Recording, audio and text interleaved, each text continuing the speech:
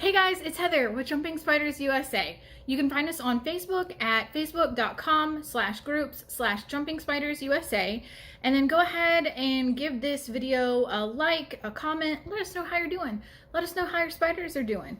Share, subscribe, and then click the little notification bell so you get notifications for all future content so you can follow us and see what we're doing over here. So today's video, we are going to be doing an enclosure that it's a DIY enclosure. It's a step up from my last DIY enclosure, which that was a 32-ounce drinking cup. I'll put that down in the description if you'd like to check that out as well. And then yesterday's video was, what was yesterday's video? The me unboxing and reviewing the Zilla micro habitat. And I know that a lot of people who have jumpers own those enclosures because they're so readily accessible. If you look up like jumping spider enclosure, small enclosure habitat on Amazon, it's like one of the first things that comes up, and the price is right. And like for where I'm at in Durham, North Carolina, it was 1-day shipping. So for 20 bucks, 1-day shipping, you know, even though I do not love that enclosure, I don't at all. But for all of those reasons, it's so readily accessible. However, if you're looking for something that's better, that you may spend about, you know, the same amount of money for, definitely check this one out. Okay guys, at the Walmart. And so I am in the, what section is this? In the kitchen section, and it's got like shelf and drawer liners and vacuum food sealers and canning. And here we've got all of these canisters. So here we've got, this one's pretty big, but this one could be good. You would just, you know, set it upside down like this. And it's got these like latch system on the bottom. That's how you open it. It's like a vacuum latch. And let's see what other sizes they've got. They've got this size, which, what is this one? It is 5 by 5 by 7. You could do that. You could do 5 by 5 by 7. And then this one, it was 5 by 5 by 9. Either one of those would be fine. If you've got a sling or a small, really tiny species, they've even got these. Let's see, this one. This was 5 by 5 by 5. Just like a little cube is what this one is. And then, yeah, I think that's what they've got here. Yeah, these are the sizes that they've got that would be like jumper appropriate. So they've got the 9-inch tall ones, the 7-inch tall ones, and then the 5-inch tall ones. And the 5-inch tall ones, it looks like that is $6.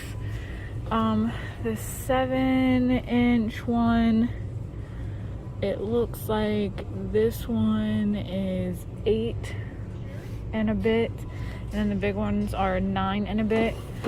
So let's see, I'm gonna get this one. I'm gonna get the 5 by 5 by 9. I'm gonna get this one. Okay, so Walmart also sells this 30-watt soldering iron for $11.25, and this is over in the paint and hardware section.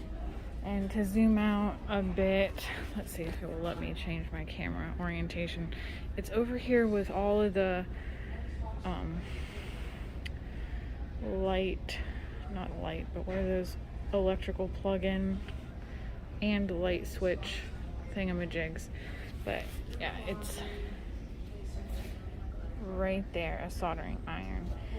And you know, if you want to make your first enclosure, like your first time expenses will be a bit more, but you know, if you buy the soldering iron now, you'll have it for all your enclosure needs in the future. And then here in the floral section are a bunch of little succulents and things. I keep a lot of this stuff on hand at my house. to just have whenever I want to make an enclosure. And then if we keep going down here, I've never used the moss from here. I think some people do. I always use the pet store moss. And then there are some little rocks and gravels and things. I've made like waterfalls and things like that with these that I glue down with hot glue. They all have all this stuff that you could use. Let's see, what else do they got? And then they've got all of these silk flowers here. And, you know, if I find any I like, I just buy several of them. And then I have a drawer, I have a dresser that's just full of my spidering craft supplies. And I just keep a bunch of stuff like this on hand. And see, you know, they've got like, you know, these little plant pots. These would be super, super cute to do something like that here. And then in the fabric section, they've got this mesh. I would double this up if I were gonna get some of this, you know, like cut out two and put it together like that. Maybe even like, I might even like make this particular one like a triple strand like that, or that's quadruple, I think, but like that, to make sure that a spider couldn't get through that. In the pet section, like, you know, with this is the tortoise and reptile section, they have like, you know, these little things that would be so cute, a little Jurassic Park thing. They've got like ferns and stuff, you could use that. And then we've got more fish decorations. Oh my gosh, Jaws, that would be so precious. Look, you know your spider would go down in there sometimes. They have like, you know, all these cute little things depending how big your enclosure is. The only thing that I cannot find at Walmart that they do not have that I'm really gonna need for this enclosure would be the grommets. They don't have any big ones. All they have are like little teeny tiny ones, like in the hardware stuff. And yeah, so no grommets. What is that? Oh, that's cute. Do not disturb. And then these like little plants right here, that's just like super cute. You could do, you know, things like this. But yeah, they don't have the grommets, so you would have to order those online. Okay guys, so these are all the things that you're gonna need, and I'm gonna decorate mine. You do not have to decorate that.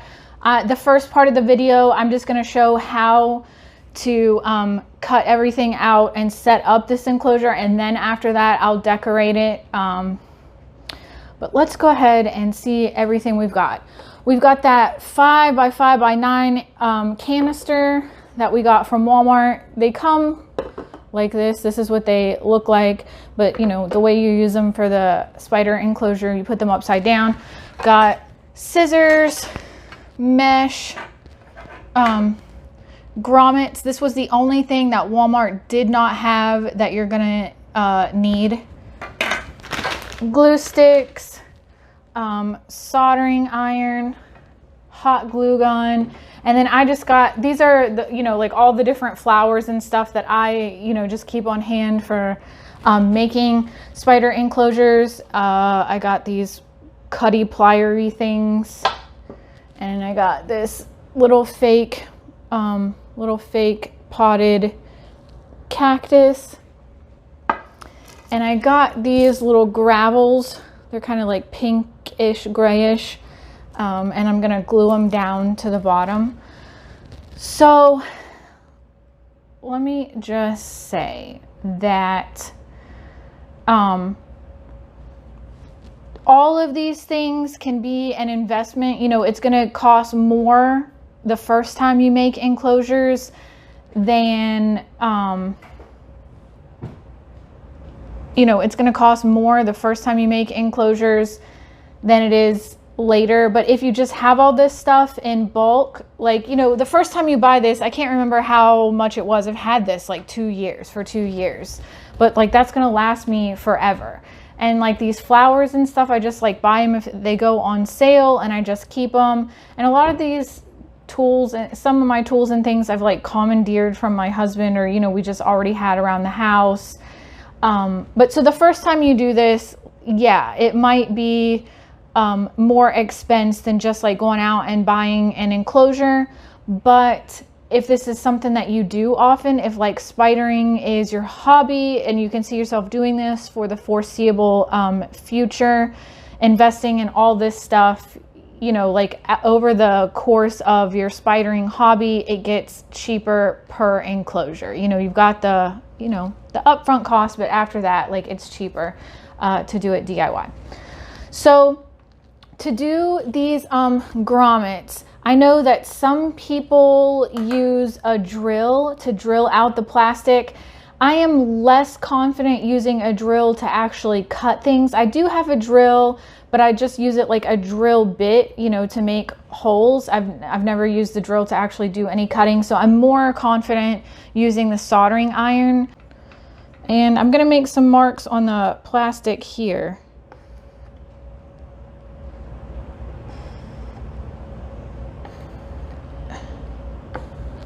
To just kind of indicate around where I want to go. And this is going to be smelly, so make sure you're in a well ventilated area, or use some gloves. So I'm just going to go around outside those holes and melt around. So this is pretty thick, so it's going to take a bit of melting to go around. It's going to take some time.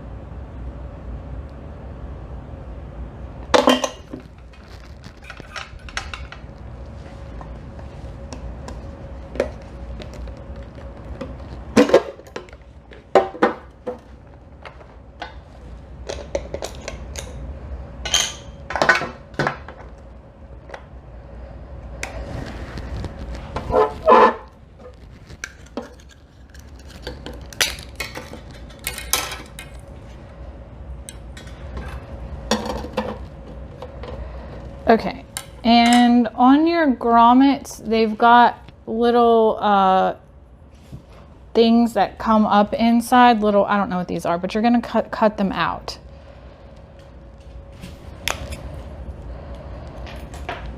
Little, I don't know, stabby things.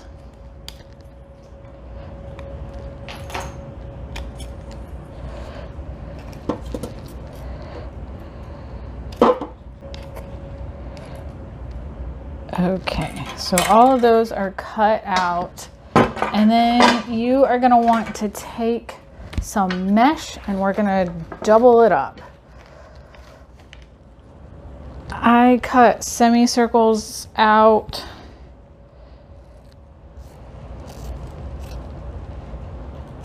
That's probably bigger than we need it, but I'm going to make 2 of those.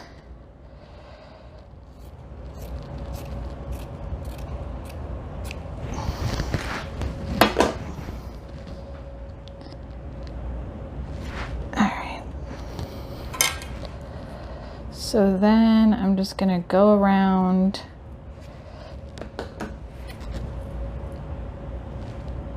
and even this up.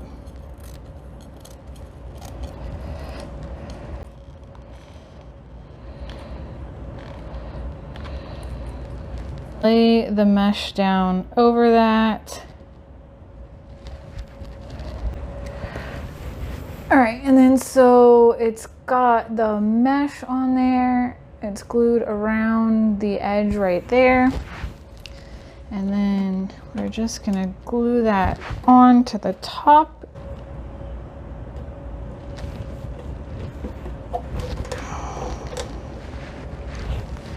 And we're just like placing it right in there on top.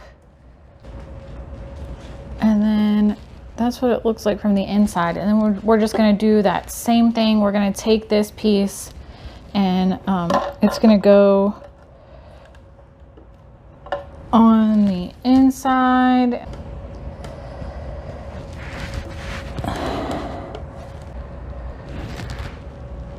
All right, and then that is what we're working with in the top. And then that's what it looks like in through there. Okay. And then you'll just do that same process on the two sides. All right, so here is where I stopped the video because it got super frustrating when I was trying to put the grommets on either side, and then I wasn't going to make you guys watch that all over again. You saw how I did it the first one, and then you just would repeat that process on both sides. The only thing is, I think the grommets that I used are a little bit too big for the side because of the curvature of the enclosure, so they didn't want to press together. And since I'd already put them on the outside and glued them, I kind of just had to go with it. And then what I did from there is, you'll see I've used twine, and then I'll go more into the process in the next part, but I just wanted to do kind of like a little segue and be like, whoa, why is it showing me this fully put together enclosure at this point, and we just skipped a whole bunch of stuff. But everything else is pretty self-explanatory, and then I go through and I tell how I did it with once it's already assembled. Okay, so it's the next morning now, and I've already disassembled this, and this is what it looks like when you put it together. It looks like this, and then when you take the top off. So I stopped recording yesterday because this was super frustrating me, and the grommets on the side did not snap together on the top like they did. They didn't cooperate so well on the sides, and I think it's because there is more curvature here on the sides, and they didn't want to like meet together because of the curvature of the grommets. These ones are too big, and you see like a little bit of a gap right there with the grommet, but it's not actually gapping on the inside. There's no gap there between the mesh and the enclosure, so nobody's getting out of there. And then so what I did when this was not working, I got super frustrated, and I almost even scrapped it because I was like, okay, this is not working. So I thought to use the twine, around on the inside where you could see the grommet, on the other side, and the hole, it just looked, kind of messy, and it needed something there. And I was like, okay, if these grommets are not going to work, like, what am I going to do? So I took this twine and I just started hot gluing it around in a circle and laid it down, and you'll have to be careful when you're doing that because it's hot, and I burnt my fingers a couple times. But you just like glue it around there, and it's secure, and nobody's getting out of that. And I've doubled the mesh in all these holes, like it's double mesh, so nobody's getting out. And then here I used silicone for the rocks and underneath the plant pot, because I have found in the past that if you try to use hot glue on rocks, they just like, they pop off pretty quickly. And I did not want any rocks popping off because, you know, if this were to accidentally like tip over or something, I would not want any rocks or anything to come off and hurt and squish my spider. So those are all down there. It's mostly dry, but I'm gonna give it a while longer, at least a couple more days, until I would put any spiders in here, because it's still got like a silicone smell, like a chemical smell, and I wouldn't put any spiders in there because they can be quite sensitive to things like that. So this is just the little faux cactus pot, and that looks kind of messy right there, but I just kind of hot glued the flower to the back of this, and that is how this one was done. So they've got some, you know, nice little hidey spots in here, and then this just goes on top like this, and it's got a tab on the bottom that, you know, a lever that you pull. So this is how this one turned out, and even though it isn't exactly like I wanted it, you know, with the like the grommets on the inside as well, it actually turned out pretty cute. And you could use that twine on either side, and I think that would actually be cute, you know, where for this mesh right here, you know, you just glue, well, you make the hole, you either drill or solder the hole, and then you lay down the mesh and you glue the mesh to the sides of the hole. And then on either side, on the inside and the outside, you just do that same thing with the twine, and you could have the twine on both sides. In which case, if you did that, everything in this enclosure, to make this enclosure, you get from, it comes from Walmart. So you could just make a trip to your local Walmart and have everything to make this enclosure, you know, if you didn't want to wait, if you didn't have time to wait, or, you know, if you just didn't want to have to wait and order things. So you could do this one in a day, in a couple hours, probably less than a couple hours, but, you know, with your trip to Walmart plus making it a couple hours, and this is what you could do. So I hope that this has been helpful to you on your DIY jumper journeys. So you can find us on Facebook as always, facebook.com/groups/jumping spiders USA, and we'll see you there.